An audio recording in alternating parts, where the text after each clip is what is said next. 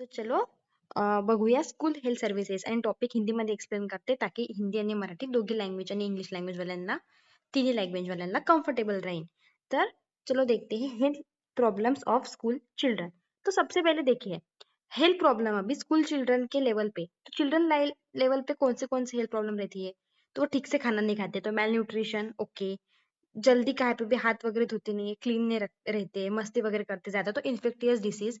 उसके बाद में intestinal parasites, disease of skin, eyes and year and dental care. ठीक है. प्राइमरी टूथ के बाद सेकेंडरी टूथ आते हैं तो डेंटल केयर में इंपॉर्टेंट फैक्टर रहता है. ये हो गया हमारा first question health problems of the school children. Second है कि उसके ऑब्जेक्टिव्स क्या है. अब objectives of school health services क्या क्या है. The promotion of positive health, the prevention of disease, early diagnosis, treatment and follow up मतलब डिसीज प्रॉपरली ट्रीट हो सके, awakening health consciousness in children and the provision of healthful environment. तो ये 5 objective है. Okay समझ में आ गया. ये हमारा रहेगा फर्स्ट ऐसे क्योंकि क्या प्रॉब्लम्स थे और क्या ऑब्जेक्टिव्स थे. अब सेकंड हमारा क्वेश्चन है aspects of school health services. तो उसमें क्या क्या आता है हम सब देखेंगे. सबसे पहले क्या आएगा health assessment of school health and school personal. Health assessment consist of periodic medical examination मतलब एक PMX पीरियोडिक मेडिकल एग्जामिनेशन होगा जिसमें एक पीरियड के बाद एग्जामिनेशन किया जाएगा चिल्ड्रंस का. ऑब्जर्वेशन किया जाएगा बाय क्लास टीचर्स. ठीक है. For this work teacher should be adequately train during teacher training courses and subsequently by short in services and training courses.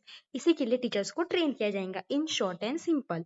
Second रहेगा पीरियोडिक मेडिकल एग्जामिनेशन जो मैंने कहा था एक पीरियड दो. तो ये किसने निकाला था तो स्कूल हेल्थ कम्युनिटी नाम से इन 1961 India recommended medical examination of children at the time of entry and thereby every after 4 years.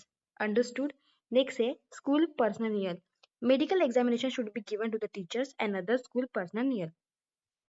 तो ये था 3. अभी डेली मॉर्निंग इंस्पेक्शन जैसे हम हमारे कॉलेज के स्कूल के टाइम में थे तो हम क्या क्या करते थे. हमें टीचर्स बोलते थे कि हेयर्स क्लीन रखो, नेल्स कटे हुए होने चाहिए ताकि इन्फेक्शन एंड बैक्टीरिया स्प्रेड ना हो. उसी तरह से कुछ मॉर्निंग इंस्पेक्शन रहेंगे स्कूल में जैसे कि अनयूजुअल फ्लग फेस, एनी रैश और स्पॉट है क्या, सिम्टम्स ऑफ एक्यूट कोल्ड है किसी को, कफ है, स्नीजिंग है, शोर थ्रॉट है, नोशिया, वोमिटिंग, रेड वाटरी आई, हेडेक है, chill fever and pain in the body. ठीक है. ये डेली इंस्पेक्शन आएगा. उसके बाद में सेकंड पॉइंट है ये हम एक्सपेक्ट देख रहे हैं स्कूल हेल्थ सर्विसेज की. सेकंड है रिमीडियल मेजर्स एंड फॉलोअप वही की कुछ अप्रोप्रिएट ट्रीटमेंट देना हो उसको फॉलोअप के लिए बुलाना है. फॉलोअप मतलब क्या तो पर्टिकुलर इस डे पे आप आइए और वापस दिखाइए. उसी तरह से prevention of the communicable disease सबसे बेस्ट वे है डिसीज होने से बच जाइए ताकि डिसीज होगा ही नहीं. तो उसके लिए क्या है इम्यूनाइजेशन प्रोग्राम रहते थे जैसे हमारे स्कूल में रहते थे इम्यूनाइजेशन प्रोग्राम. हम एक खाद्य मेडिसिन की पहले ही इम्यूनाइजेशन ट्रीटमेंट करवा लेते थे उसी तरह से. नेक्स्ट है हेल्दीफुल स्कूल इन्वायरमेंट. तो एक इन्वायरमेंट स्कूल का अगर हेल्दी होगा जैसे कि minimum standard for sanitisation, proper sanitisation, उसकी जो लोकेशन है school should be centrally situated with the proper approach of road at a fair distance from busy places and road. उसकी साइट कौन सी है तो स्कूल हेल्थ कम्युनिटी 1961 में बताया था कि has recommended that 10 acres of land should be provided for higher elementary schools and 5 acres for primary school. ये एमसीक्यू में आ सकता है. with an additional 1 acre of land per 100 students. Understood? Structure कैसा होना चाहिए the nursery and secondary school as far as possible are singly stored. Classroom ये वाला point ध्यान मत दीजिए. तर classroom should be more equipment मतलब 40 स्टूडेंट के लिए एक क्लासरूम होना चाहिए. फर्नीचर प्रॉपर होनी चाहिए. डोर एंड विंडोज में कैसा होना चाहिए the combined door and window area should be at least 25% of the floor space and ventilator should be not less than 2% of the floor area मतलब जिससे फ्रेश एयर जो air है वो प्रॉपर आए. हम हमारे क्लासरूम में देखते थे कि हमेशा जो विंडो रहती थी वो थोड़ी बड़ी रहती थी तो उसके लिए उसका वे ही वो होता है कि प्रॉपर सनलाइट प्रॉपर जो एयर है वो मेंटेन रहे. उसके बाद में जो कलर है तो कलर जो क्लासरूम का है हमने देखा था हमारे स्कूल में भी व्हाइट कलर का क्लासरूम रहते थे मोस्टली. तो उसी तरह से व्हाइट कलर. उसके बाद में लाइटनिंग प्रॉपर होनी चाहिए, नेचुरल लाइट्स आनी चाहिए और प्रॉपर बोर्ड की तरफ जो लाइट गिर रही है वो भी बोर्ड के लोकेशन में शुड भी प्रॉपर होनी चाहिए। तो ये कुछ फैक्टर्स है। वाटर सप्लाई भी अच्छे से होना चाहिए, सेफ एंड पोर्टेबल वाटर्स बच्चों को मिलना चाहिए। हीटिंग फैसिलिटीज भी प्रॉपर होनी चाहिए, विंडो डोर्स होने चाहिए। मतलब authority should other than approve by the school authority should not be given allow inside the school premises. There should be a separate room provided for a midday meals. Lavatory, one urinal for 16 students and one latrine for 100 students should be provided. मतलब bathroom जो है उसके लिए according to the students quantity जितनी है उसके according bathrooms and washroom होने चाहिए।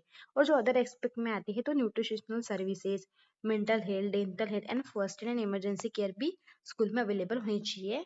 उसके बाद में eye health, health education, education for handicap children, proper maintenance and use of the school health records. अब उसके बाद में देखने वाले हैं हम थर्ड एसीक्यू।